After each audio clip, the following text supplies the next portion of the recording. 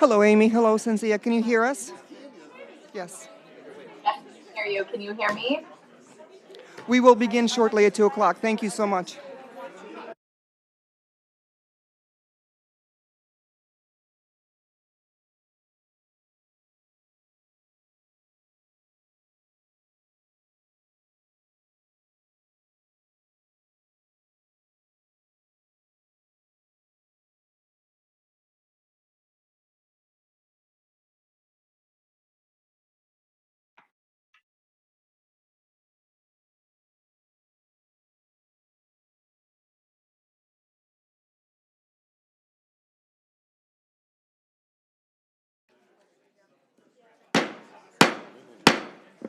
The Senate Committee on Health Policy and Human Services is called to order. Will the clerk please call the roll? Chairman Vanderwall, Present.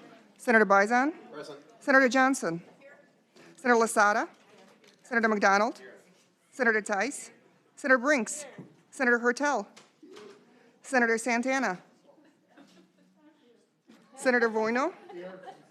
Mr. Chairman, you have 10 members present. There is a quorum. Thank you, Madam Clerk. I need a motion to adopt the September 30, 2021 committee meeting minutes. Motion made by Senator Bizon. Without objection, the minutes are adopted.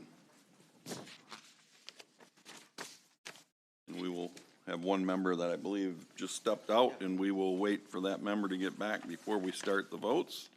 We have pulled, just so everybody has information, House Bill 4762. Representative Colley, we have a couple things that we're working on and hope that we will be able to bring that bill up the next time we meet.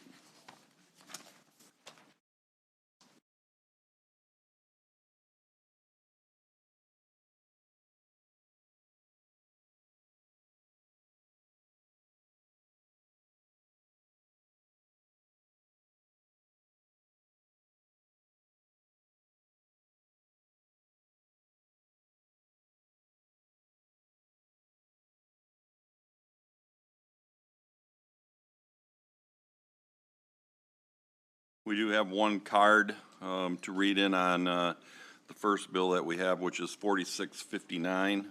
Derek Sova from Lara, not wishing to speak, neutral on the bill.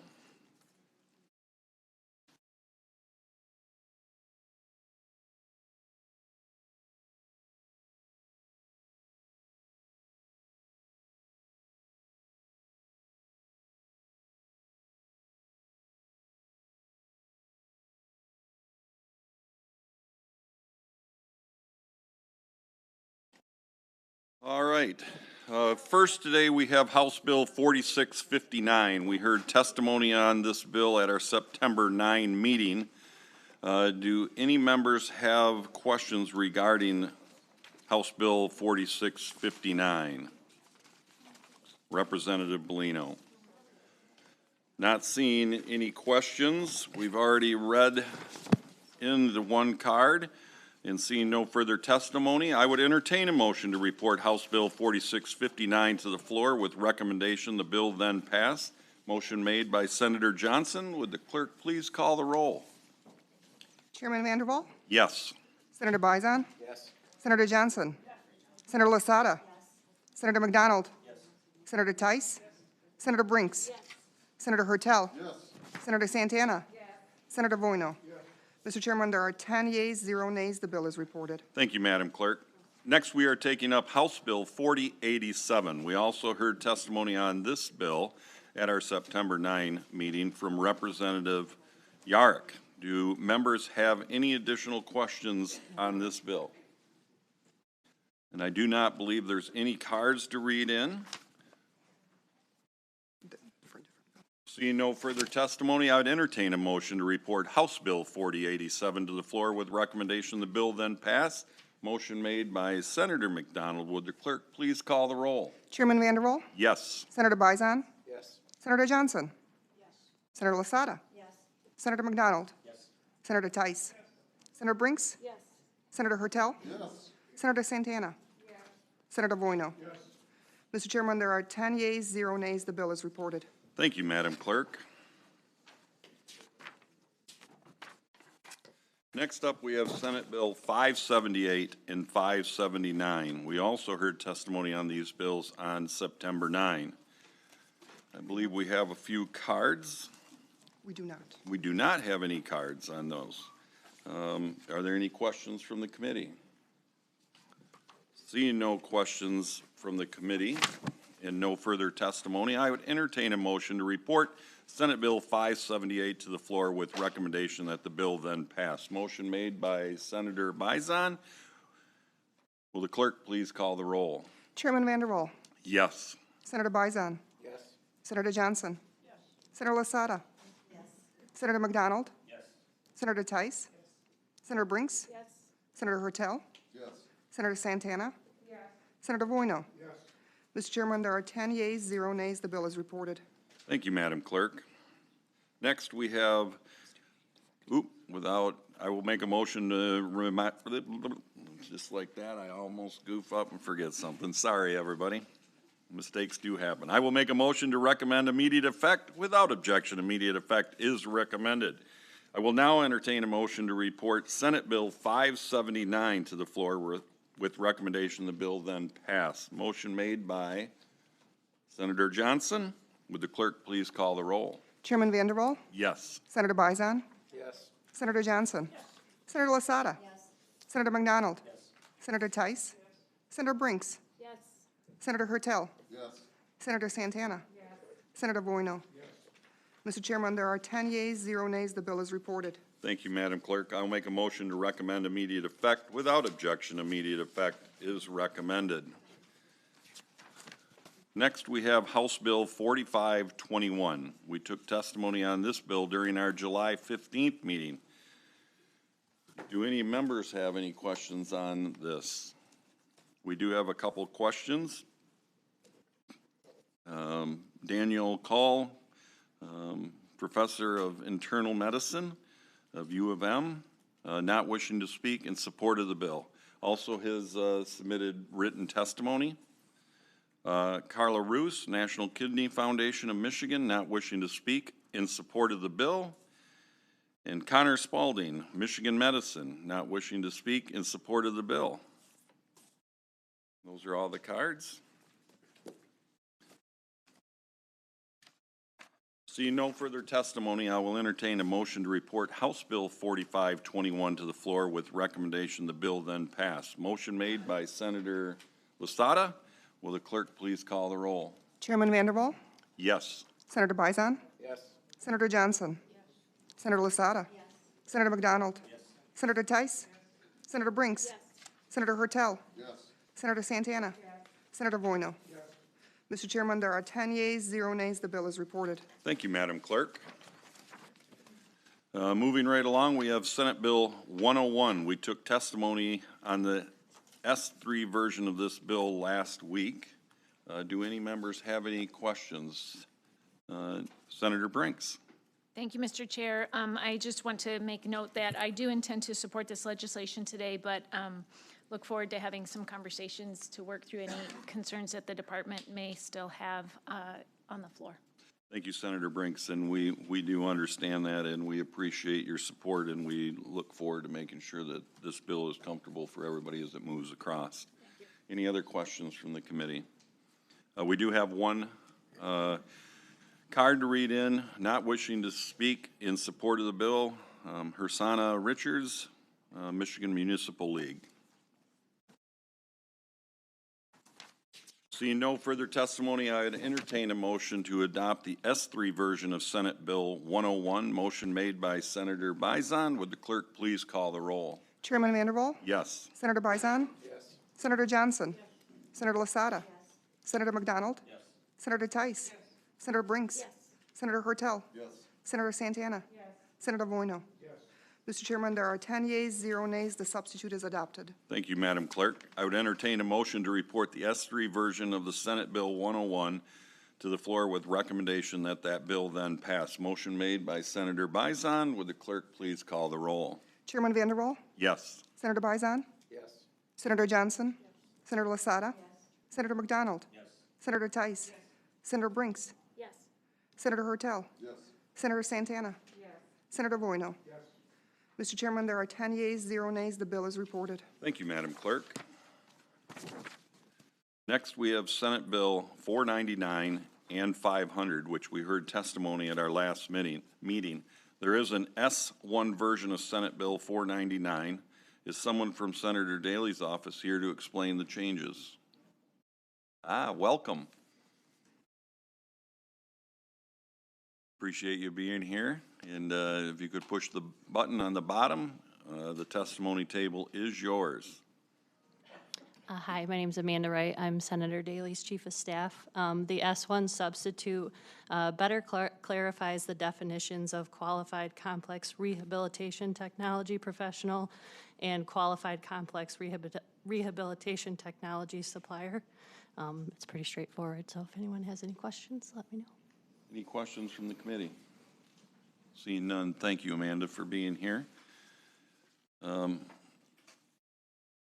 We have no cards. Very good. Seeing no further testimony, I would entertain a motion to adopt the S1 version of Senate Bill 499. Motion made by Senator Bison. Would the clerk please call the roll? Chairman Vanderwall, Yes. Senator Bison. Yes. Senator Johnson. Yes. Senator Lasada. Yes. Senator McDonald. Yes. Senator Tice. Yes. Senator Brinks. Yes. Senator Hertel. Yes. Senator Santana. Yes. Senator Voino. Yes. Mr. Chairman, there are 10 yeas, 0 nays. The substitute is adopted. Thank you, Madam Clerk. I'd entertain a motion to report the S1 version of the Senate Bill 499 to the floor with recommendation the bill then pass. Motion made by Senator Bison.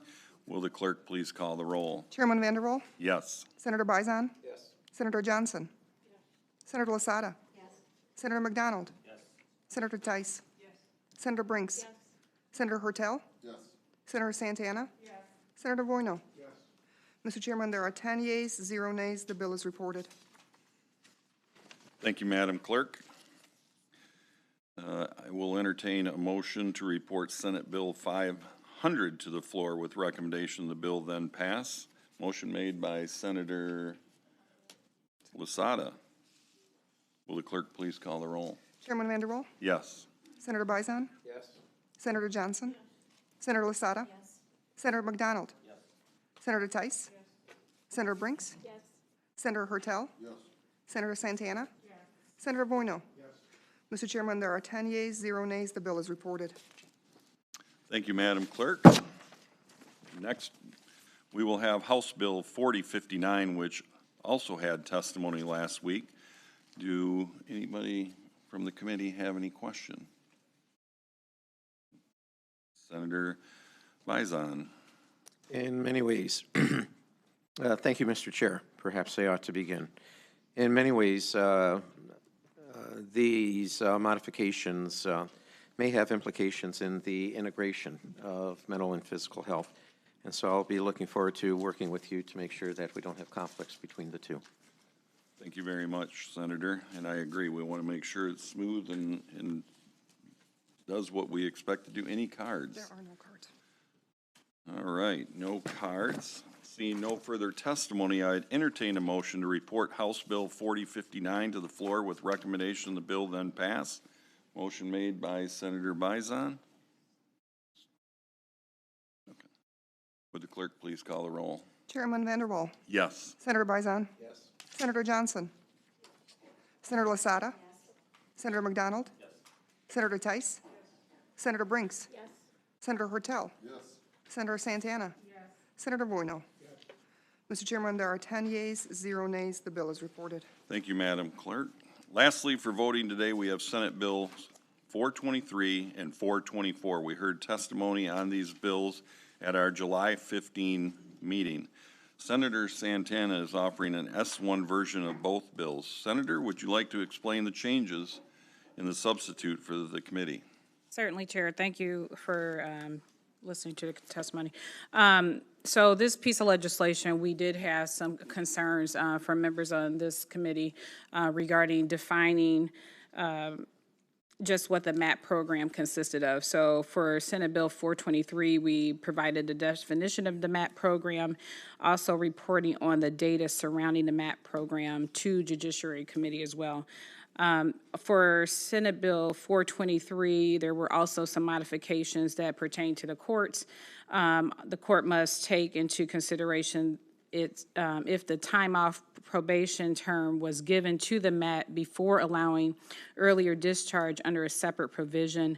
Also, the definition of MAT program is consistent with Senate Bill 423, which will also provide but not limited to the medical assessment, also counseling plan and the medication plan and testing plan definitions. It also will provide for reporting the data surrounding the MAP program to the Judiciary Committee as well. So those were the modifications made with this substitute, and I hope that we will support it and move this legislation forward. Thank you. Thank you, Senator. We do have one card submitted. Kyle Kaminsky, Michigan Department of Corrections, not wishing to speak in support of the bill. Seeing no further testimony, I will entertain a motion to adopt the S1 version of Senate Bill 423. Motion made by Senator Santana. Would the clerk please call the roll? Chairman Vanderwall, Yes. Senator Bizon, Senator Johnson, Senator Lasada, Senator McDonald, Senator Tice, Senator Brinks, Senator Hortel, Senator Santana, Senator Voino. Mr. Chairman, there are 10 yeas, 0 nays. The substitute is adopted. Thank you, Madam Clerk. I will also entertain a motion to report the S1 version of Senate Bill 423 to the floor with recommendation the bill then pass.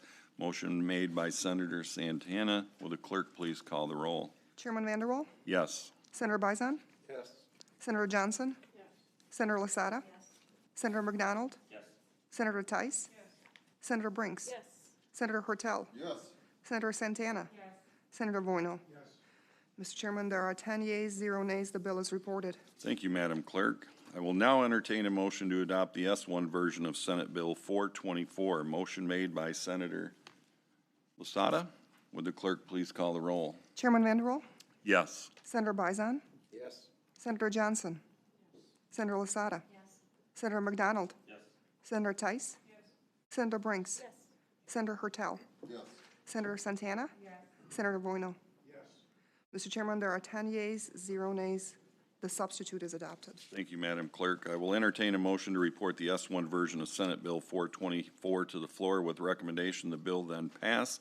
Motion made by Senator Lasada. Would the clerk please call the roll? Chairman Vanderwall, Yes. Senator Bizon, Senator Johnson, Senator Lasada, Senator McDonald, Senator Tice, Senator Brinks, Senator Hertel, Senator Santana, Senator Voino. Mr. Chairman, there are 10 yeas, 0 nays. The bill is reported. Thank you, Madam Clerk. And at this time, I wanted to say to the committee, I hope you understand, but I do need to get to some pressing issue with the family. I'm going to turn the gavel over to Senator Bizon, and he will conduct the rest of the meeting. Thank you, everybody, for being here, and thank you for allowing me to depart a little early.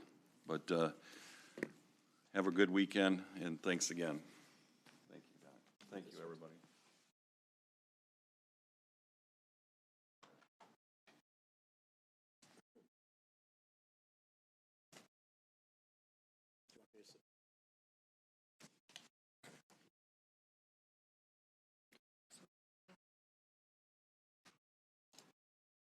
Okay.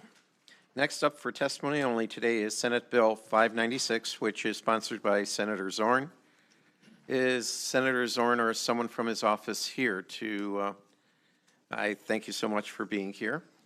And the chair is yours, the table is yours, and if you could press the red button and explain to us the details of the bill would be greatly appreciative.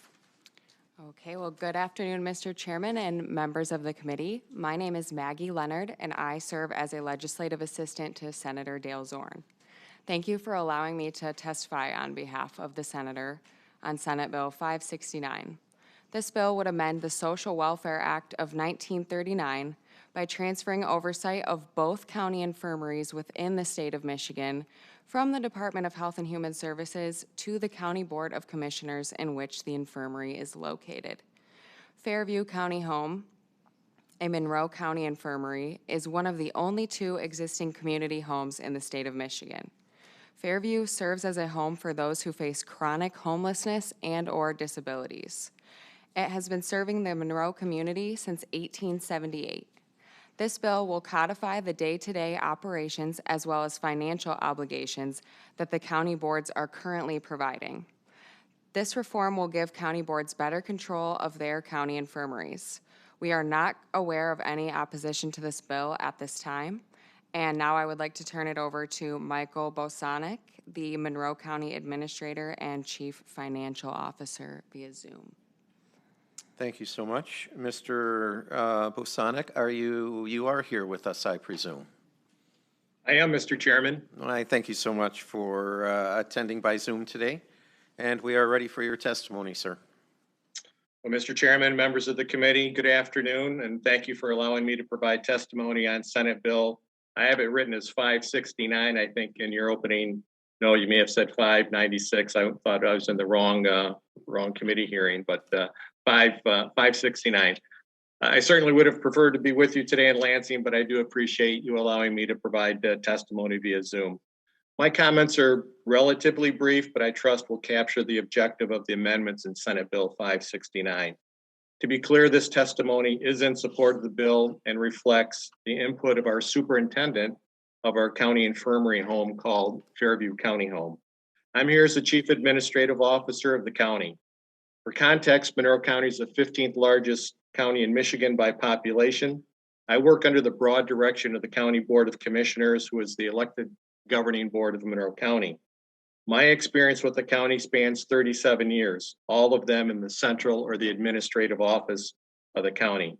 I note this, Mr. Chairman, as I feel I have some perspective on county government, its structure and organizational design in providing an efficient and effective local government to deliver services to its citizens.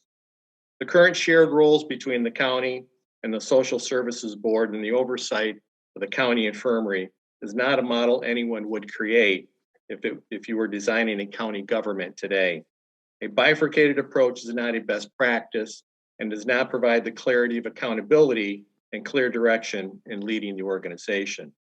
No modern organizational chart would design conflict within its hierarchy. And we do have this to a limited degree with the 2 county infirmaries currently operating in our state. The Board of Commissioners, as the elected governing board, has broad responsibilities in leading county government. It includes policymaking, appropriations, employee compensation and benefit plans, buildings and grounds, capital planning, and risk management. These core functional areas also cover the operations of the Fairview County Home or Infirmary. For all practical purposes, the Fairview Home operates as a department of the county. However, some limited oversight is provided through the County Social Services Board. The Social Services Board is a 3-member board consisting of a governor appointee and 2 members appointed by the Monroe County Board of Commissioners. The Social Services Board meets monthly at the Fairview Home to review department reports on programming and operations. It includes financial reports that are provided to the county central by the county central office, and this is the same information reported quarterly to the Board of Commissioners as part of the county's overall financial management of the entire organization. But the day-to-day operations are coordinated through the central office, of which normally county administrators lead, and this includes, again, property maintenance, human resources, procurement, risk management, etc. So we can begin to see the duplication of effort and the de minimis value of added oversight from what is essentially a second oversight board. This also then creates a question as to who has final decision-making and accountability. A department head should have clear understanding of which he or she is accountable to and the line of authority. With the Social Services Board also annually conducting a performance evaluation of the Fairview Home Superintendent, that line of authority is clearly blurred. Who does the superintendent work for in terms of performance? The Social Services Board or the County Board of Commissioners? Continuing this thought in a more granular view, the day-to-day administrative management and leadership of the county supports the Fairview Home. The day-to-day administration of the county organization, of course, is the responsibility of the Board of Commissioners, and they appoint and hold accountable a professional administrator to carry out this function. Except for the countywide elected officials and of course the courts, the administrator has leadership responsibility for all other departments and offices. So where does the infirmary look for the authoritative and final decisions or direction on issues? My remarks to your committee today supports the position the Board of Commissioners, as the elected governing board, should hold this responsibility. Couple of reasons for this. First, the county is the employer and has the ultimate liability for all matters and operations related to the Fairview home. The county has the insurable risk of the infirmary and therefore must have full operational control. Second, the county is the appropriator of funds and is responsible for the financial management and outcomes of these taxpayer funds.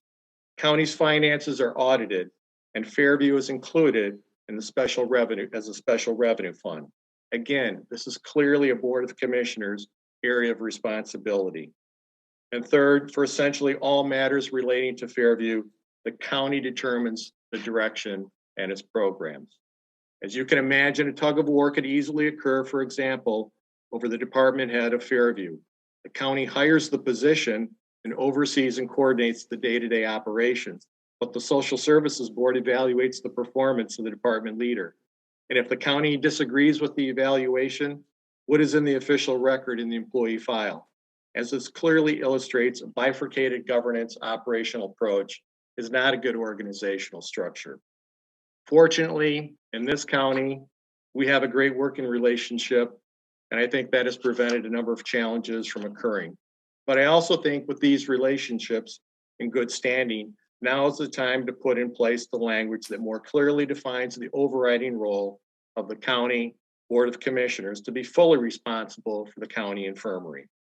As noted earlier, there are 2 infirmaries in the state with Monroe and Midland counties operating them. The Board of Commissioners, through its chief administrative officers and others, provide the operational control and management of budgets, millage funds, appropriations, staffing, etc. Finally, we have suggested state legislators look at this organizational structure with a goal of moving full governance authority under the Board of Commissioners. What we do every day in local government should provide value in an efficient manner to the citizens we serve. Clarifying and establishing responsibility for outcomes within our infirmary helps achieve this principle. We appreciate your time and consideration of the amendments offered by Senator Zorn and the staff time dedicated to this effort. We look forward to your favorable consideration, and I'll certainly endeavor to answer any question that you may have. Thank you, Mr. Chairman and members. Okay, thank you very much for your testimony today. We have another, well, perhaps I should ask for questions from my fellow committee members. Does anyone have a question? And yes, Senator Santana, please. Thank you for your testimony. Have you engaged the Department of Health and Human Services on this issue? I have not, through our Fairview superintendent, would have had discussions with them, but not at a state level. Our interaction is really with the Social Services Board that I described earlier, those 3 members, one of which is a governor appointee and the 2 from the Board of Commissioners. Thank you. I have reached out to the department, and at this time, they have not made us aware of any opposition to this bill. Okay, thank you. Thanks. Okay, thank you very much, and I very much appreciate your testimony. We have one more card to read in, and that's from Megan Kite-Corian from the Michigan Association of Counties, and she does not wish to speak, but is in support of the bill. So I will thank you both for your testimony, and we very much appreciate taking this matter up at a later date. Ms. Maggie, you did a great job for your boss, if I may say. And thank you, sir. Next we have with us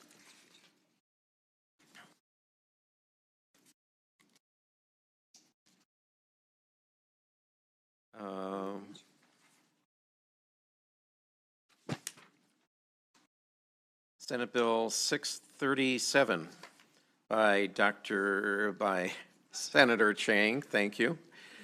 And I'm afraid I just demoted you, Senator. This is testimony on Senate Bills 637 and 638, which are sponsored by Senator Chang and Senator Outman. I believe the senators are here to explain the bills for the committee, and thank you again for joining us, and you may begin when you are ready. Thanks so much, Mr. Chair. I don't think anyone's ever called me doctor before, so I'm feeling pretty happy about that.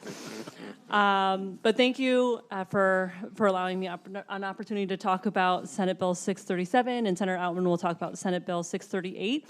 I'm really grateful to have worked with Senator Outman and numerous organizations and individuals on these bills for well over a year now, and know that when passed, they will make a big difference for both vulnerable residents and public safety in our state. It's clear that we have to change the way we respond to behavioral health crises. When we call for help when someone is having a mental health emergency, we should ideally have someone respond who is best trained to give the intervention that's needed and get the individual the services that they need. But instead, our current system usually will trigger law enforcement to come, but without a guarantee that the officer who arrives has the knowledge or training regarding behavioral health and interventions, and without knowing whether a mental health professional might be coming with that officer or officers. Our law enforcement officers are valuable and busy, and their time is best spent preventing and solving crimes and addressing the public safety concerns for which they are uniquely trained. We should be deploying more mental health professionals to help our officers respond to mental health emergencies. So our bills create grant fund programs to help local jurisdictions across our state build new or expanded community crisis response and behavioral health diversion programs. We know that there are great models all around the country and right here in Michigan whose success we can build on. Network 180 in Kent County and Common Ground in Oakland County have mental health professionals who can respond to crises in partnership with law enforcement, and when it's safe, direct someone to services without an arrest. This is better for our public safety, a good use of our taxpayer dollars, and will keep people with mental illness out of jail when they don't need to be there. And really, instead, we know that they need help. The Joint Task Force on Jail and Pretrial Incarceration discovered that around 1/4 of people in Michigan's jails have serious mental illness. And we have to ask ourselves, is this really where they should be? And is it safe for that incarcerated individual? And is it safe for the corrections officers and jail staff? In addition, we've seen tragic incidents where law enforcement response has unfortunately led to injury or death. My bill, Senate Bill 637, creates the Community Crisis Response Grant Program, through which DHHS will distribute grants to local governments for these mobile crisis intervention services. The bill also outlines clear evaluation metrics that an independent organization will use to evaluate the program, including the total number of behavioral health crisis calls, the number of calls to which a responder clinician is dispatched, the number of calls transferred to telehealth with physical response follow-up, the number of calls that result in jail admission, on-location de-escalation, access to crisis stabilization, referrals, demographic data, follow-up visits, program costs, and more. It's very comprehensive. The department will report annually to the legislature and the state budget office. And finally, the department will also develop a model memorandum of understanding between community agencies and law enforcement. They'll provide technical assistance and facilitate the sharing of best practices and assist with cross-training resources between law enforcement and community crisis responder clinicians and peers. Thanks so much. I'll turn it over to Senator Outman. Thank you, Senator Chang and committee members, Doc Bison. You know, anybody who's been around law enforcement or talked to their local sheriffs or jail personnel, we know we have a problem. I mean, it didn't take a task force to tell us that a lot of people that are incarcerated are just languishing in those jails, that they're, you know, maybe they need to be there, but maybe they can be better served by being diverted to some type of mental health facility. And we've heard the horror stories from them of you know, the additional cost it takes, the additional wear and tear on the corrections officers, on how it's doing no good, actually detrimental to these people that are in jail. And they're horrific stories. But what my sheriffs were telling me is, we don't have anywhere to put them, so they're here, and we're dealing with it the best way we can. But this bipartisan package certainly is a step in the right direction. It doesn't fully fund it. It's just a step in the right direction.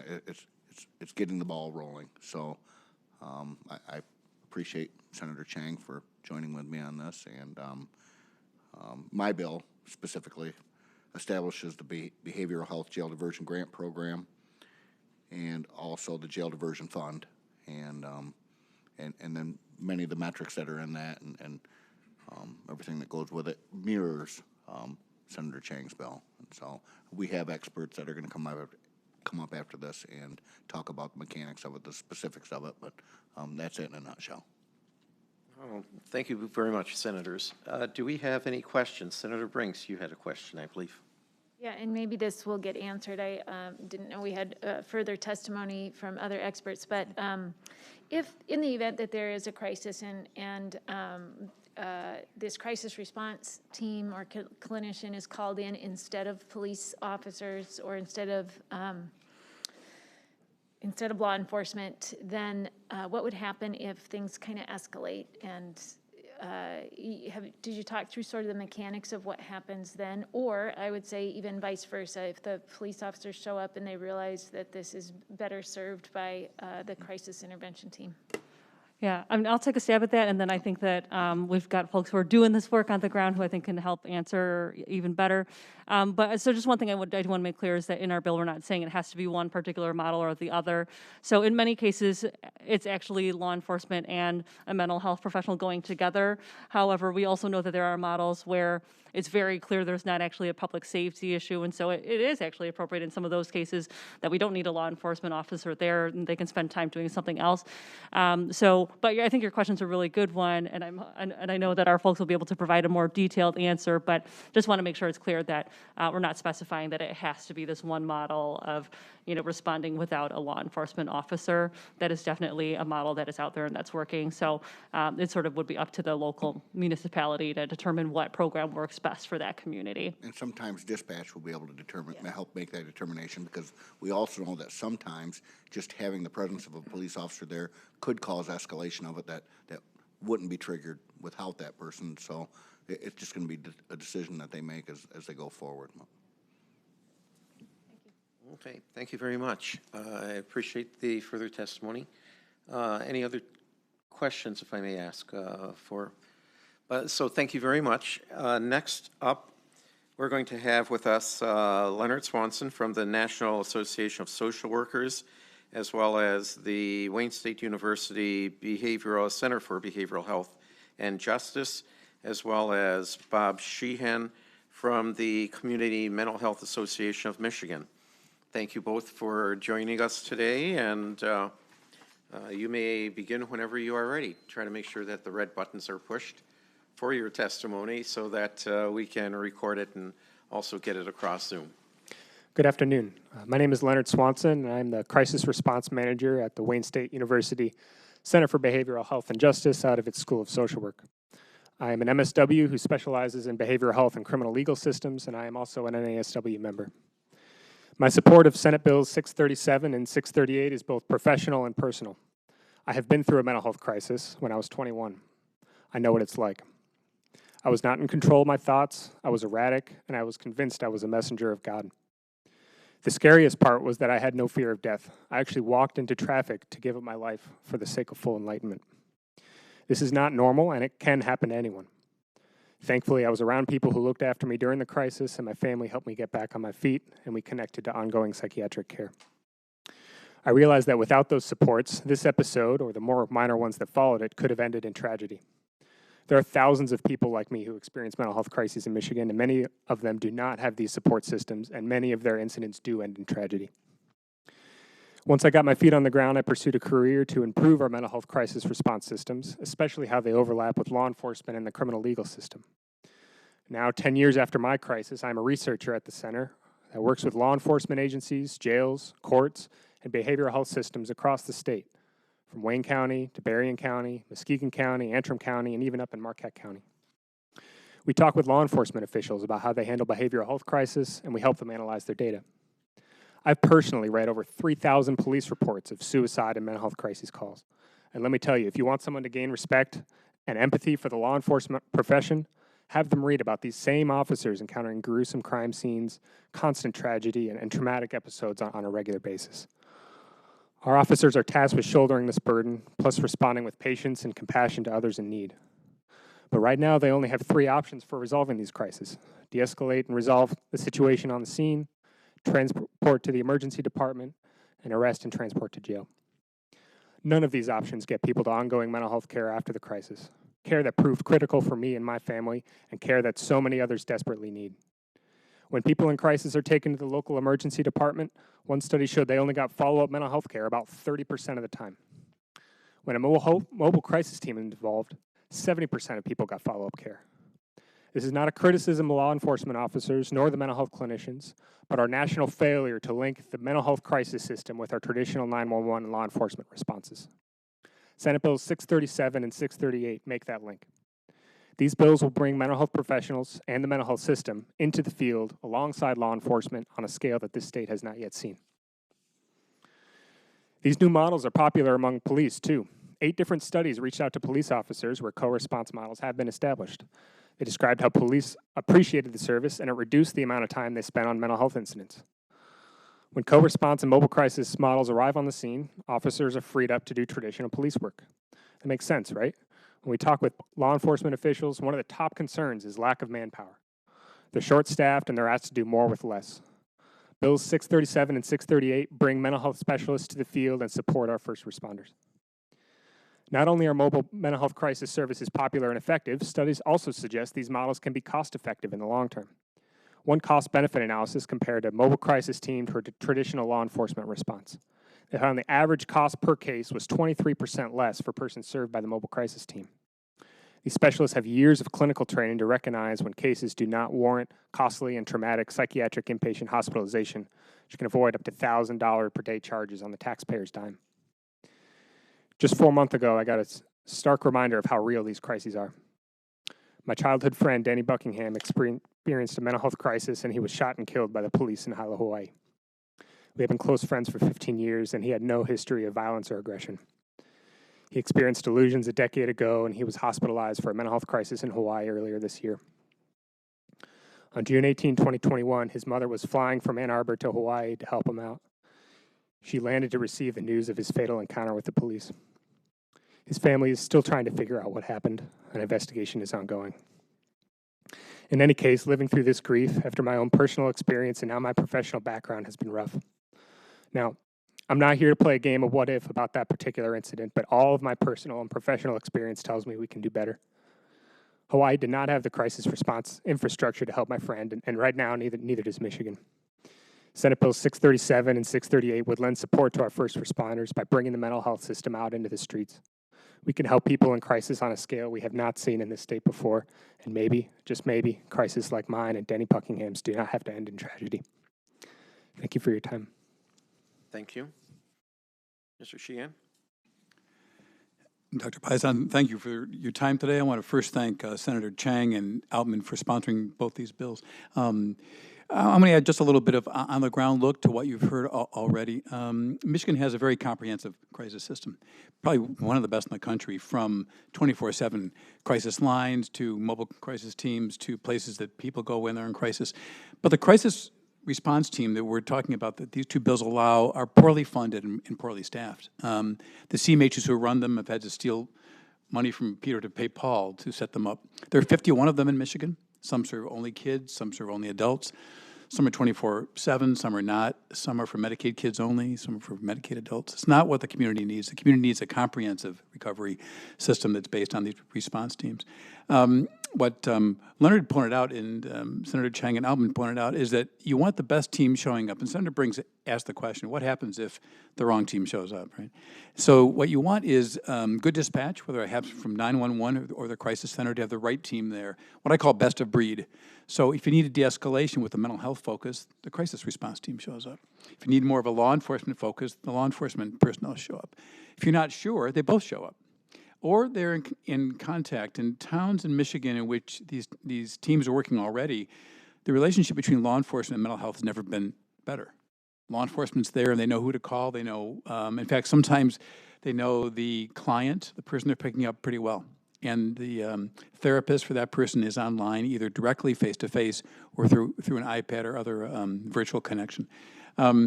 We know that when people go to jail, the chance of them going to jail a second time is actually greater.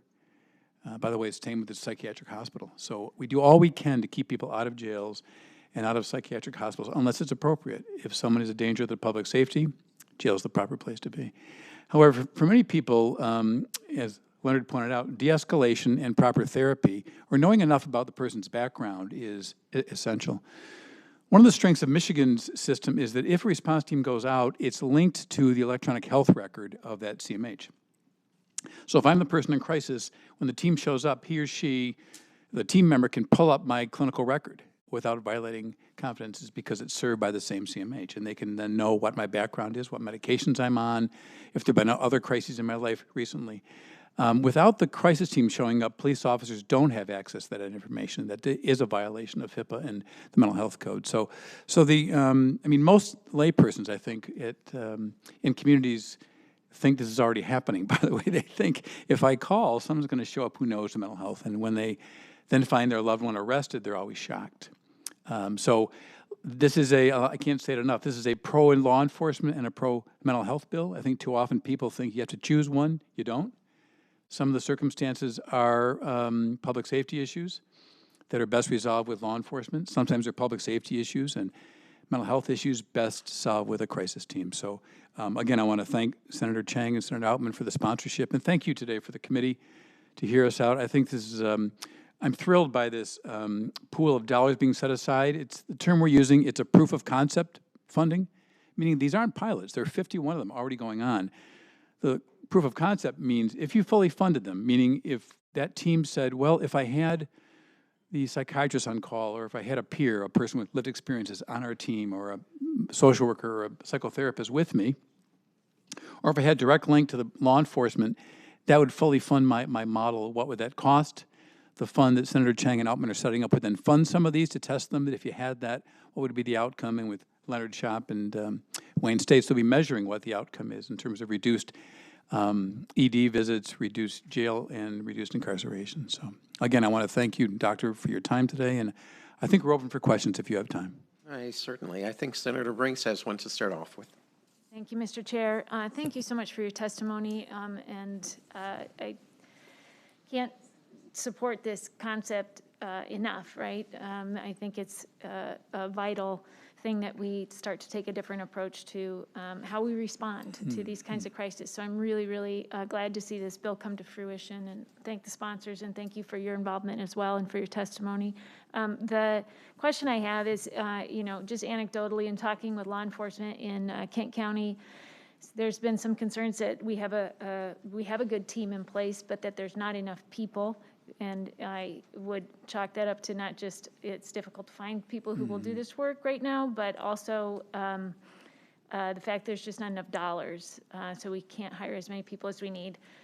In the context of $5 million in the budget, I know this is proof of concept. We've got these 51 programs throughout the state.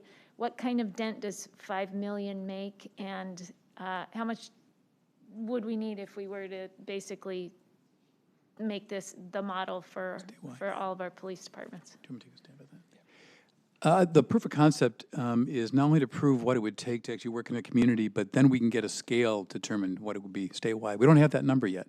People ask me that all the time because people define their crisis response teams differently. In some rural areas, for example, it's not driving out to the scene. It's actually equipping law enforcement with iPads. So when they get out there, it's been pioneered in Harris County, Texas, which is actually an urban and rural area. They found the iPad connection worked better. A crisis team could take care of 5 or 6 crises simultaneously.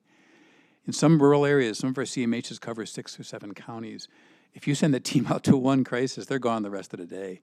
And so then you better hope it was the crisis they had to be at as opposed to another. So I think the price tag, the statewide one, will become clearer through this proof of concept. I think we'll also learn something, Leonard and I were talking before the hearing, as to what is essential.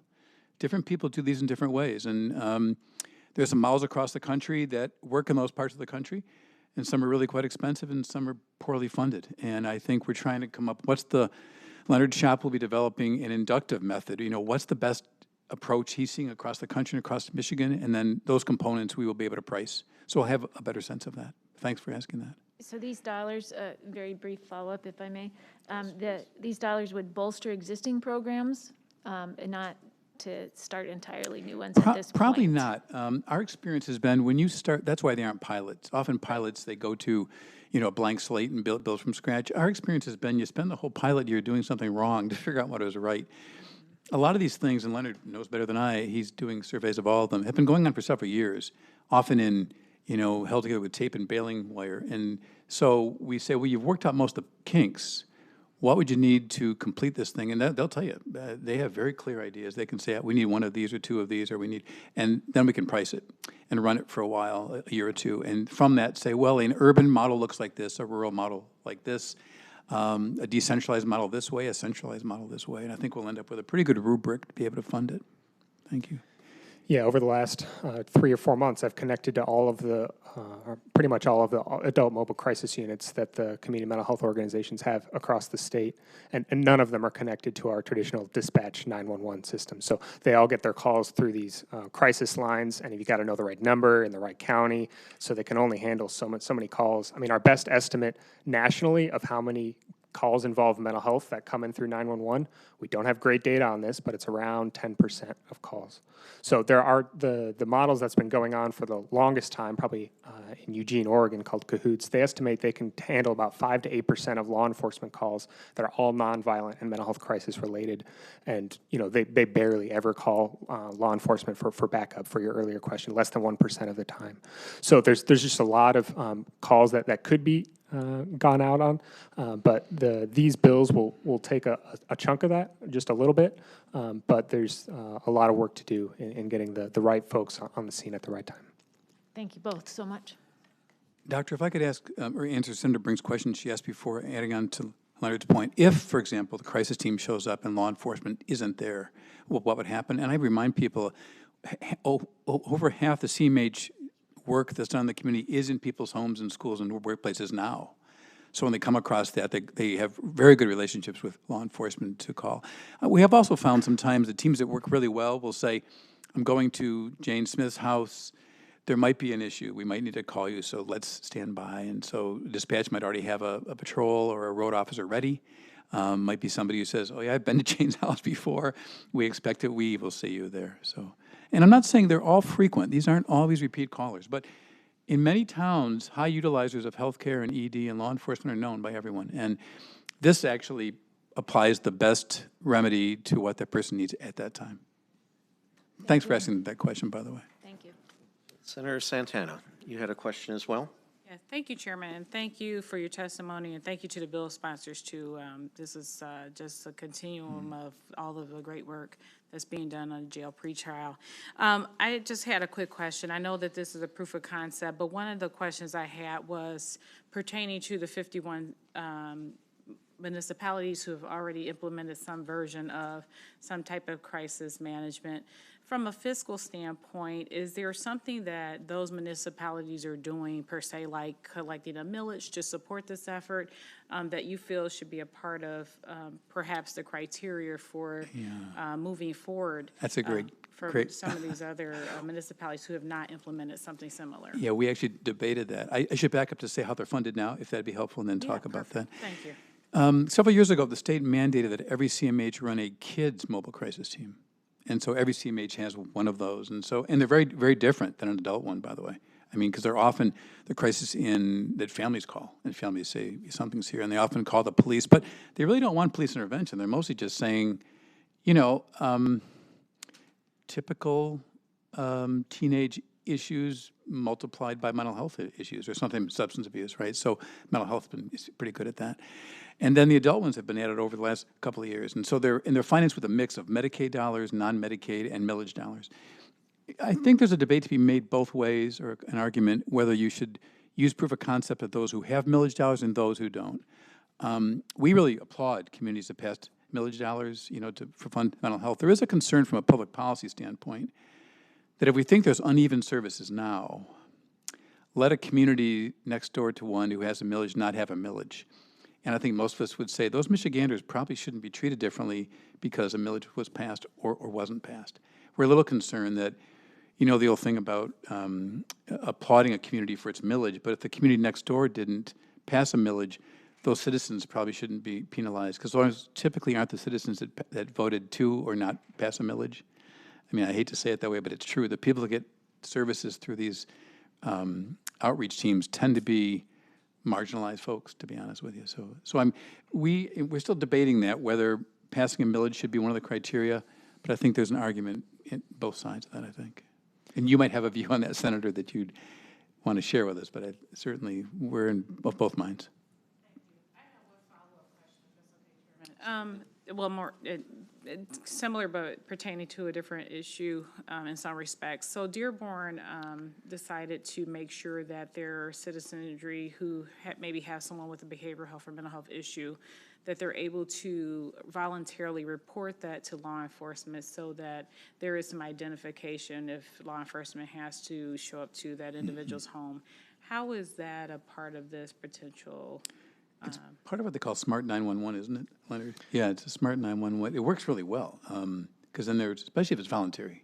I'm saying, I told you something about me. That, do you have much experience with that? Yeah, some of the most promising models are when the law enforcement partners and the community mental health partners know each other really well. And so we like to see those referrals go both ways. And really just as a low-cost thing that probably every county should be doing is whenever a law enforcement agency encounters a mental health incident, they should let the CMH, the community mental health agency, know about it. Because right now, I mean, if a law enforcement officer takes someone to the emergency department and that person goes home, you know, it's possible their therapist or case manager just has no idea that happened.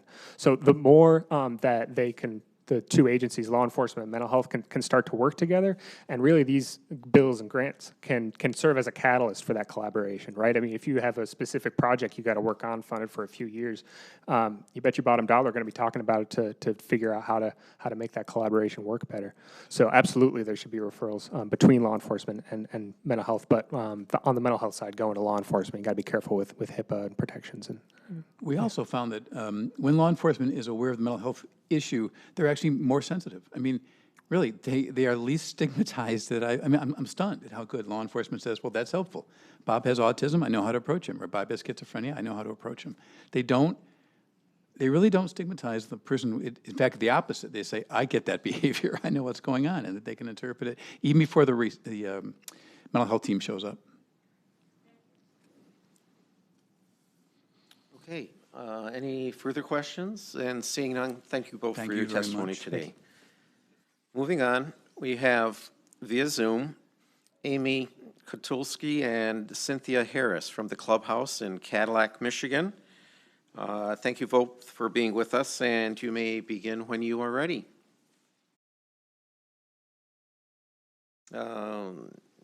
Miss Cynthia. Yes. Amy, who's going first? Amy? Cynthia, you go ahead. Thank you, Chairperson and committee members. My name is Cynthia Harrison. I live in Ann Arbor and I have a son named Anthony who lives with a serious mental health condition. When Anthony was a child, he was diagnosed with a host of illnesses, including anxiety disorder, obsessive compulsive disorder, ADHD, and other learning issues. Since he was young, we have worked with psychiatrists, counselors, case managers, and therapists to get him the care he needs so he can have the same quality of life as his peers. But when Anthony was a teenager, an emotional outburst at night near our home prompted a neighbor to call 911 to alert them of a disturbance when he kicked over a garbage can.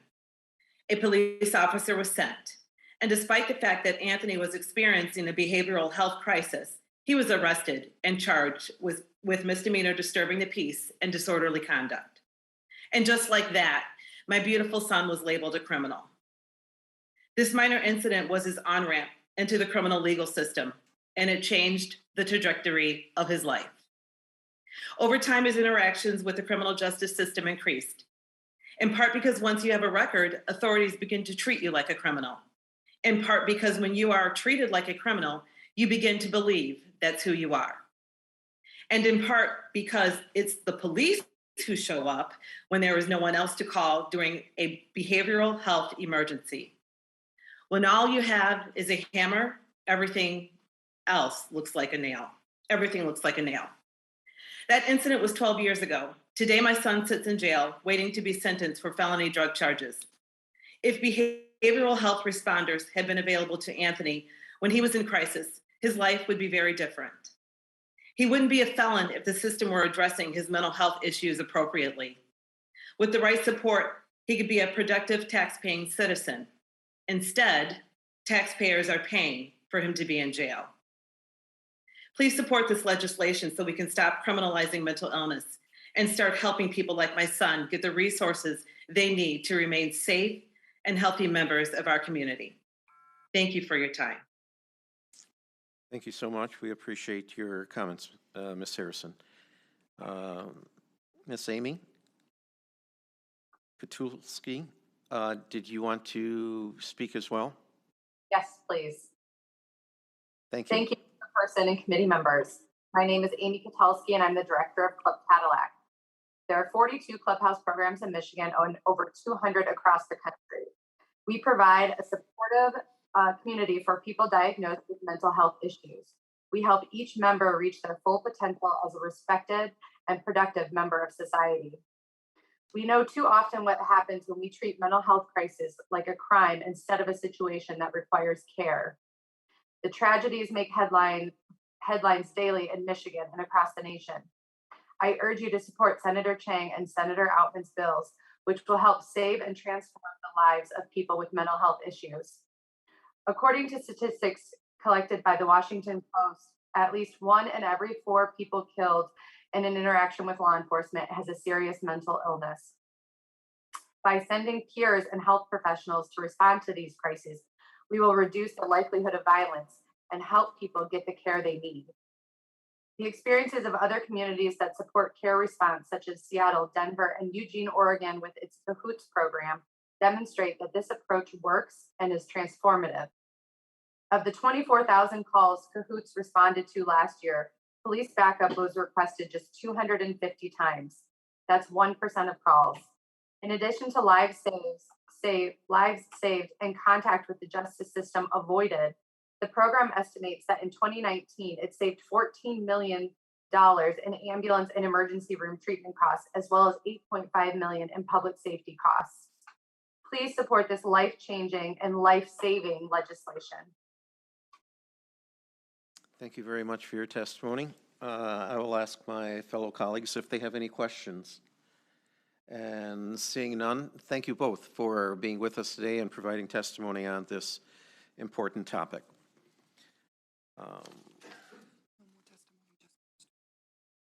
We have several cards to read in, and we also have written testimony that has been submitted. So I'd ask all of our members to take a look around their seats where they'll find further written testimony. We have Laura Jennings from the Azalea Therapy and Consultation Services, who provided a written testimony. She is in support of the bill and not wishing to speak. We have Eineke Way, Dr. Eineke Way, PhD, a NASW member who is not wishing to speak and yet in support of the bill.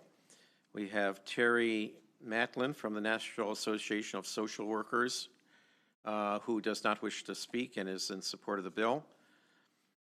Alma Muxlow from the Alice Therapy Association, not wishing to speak, and in support of the bill, but also providing written testimony at our places. We have Christine Hagler, who is representing herself, not wishing to speak and in support of the bill. David Neal, representing himself, not wishing to speak in support of the bill.